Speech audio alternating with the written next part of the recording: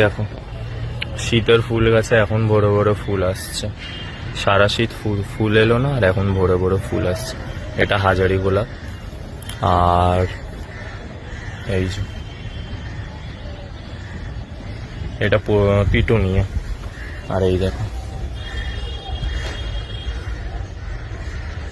এটার আইডিটা আমার জানা নেই, আই থিঙ্ক মুনস্টোন বা সোবেরিয়ান হবে। এই যে, আর এই যে ফ্লোরিবান্ডা ভ্যারাইটির, এইগুলো সব হলুদ গোলাপ, ফ্লোরি টাইপের, মানে প্রচন্ড ফুল। এটা কিন্তু একটা ডালে আমার ফুল লেগেছে 3খানা, এই একটা ডালে 3খানা ফুল, আর এইটা আলাদা ডালে লেগেছে, আর নিচে এটা অন্য ডালে লেগেছে ফুল।